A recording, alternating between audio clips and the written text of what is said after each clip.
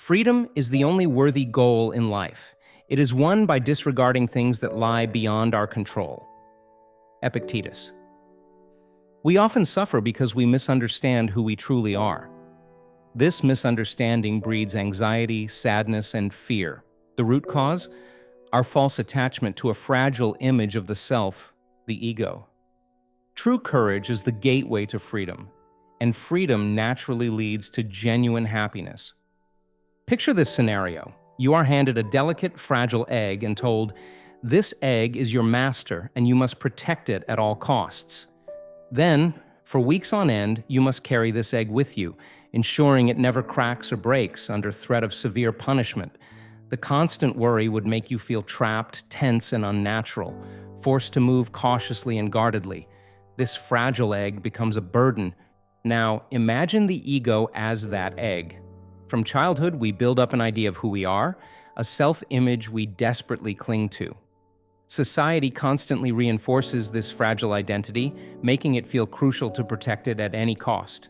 We become selfish, obsessed with protecting this self-image, fearing loss, scarcity, and failure as threats to it. This leads us to selfish behaviors, greed, and social anxiety. We believe that by constantly feeding and defending this ego, we will find happiness. But that's an illusion.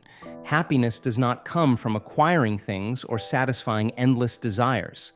The ego, like the egg, only fuels a persistent sense of lack and anxiety, constantly demanding more to maintain its fragile state. We become slaves to a collection of thoughts, a constructed identity that is not truly who we are. When the ego rules us, fear dominates. Fear of judgment, fear of losing what we have, fear of missing out, and ultimately fear of death. Yet this fear-based existence should be reversed. Our outer self, the persona, should serve our inner rational self, what ancient Stoics called the ruling power, the core of our reason and agency.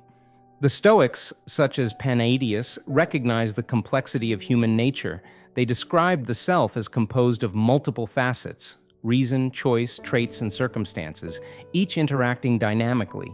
We constantly balance opposing forces: body and mind, instinct and reason, individual uniqueness and shared humanity, private identity and social roles. What we show others, the persona, is a mask necessary for social life. But when we become servants to this mask, it hardens into the ego, an artificial construct born of confusion and delusion. The idea of a single, consistent self staring back at us in the mirror is a convenient story, a fiction we tell ourselves. But this fiction becomes harmful when taken literally because it blinds us to the deeper truth. We are not isolated, separate beings. We are part of the vast cosmos itself. This may sound mystical or strange, but even leading scientists and thinkers agree, we are literally made of stardust.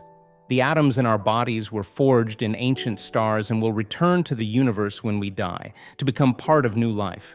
True happiness is not about striving to gain or do more. The ego tricks us into believing happiness requires effort because it constantly feels incomplete, like the egg that must be protected.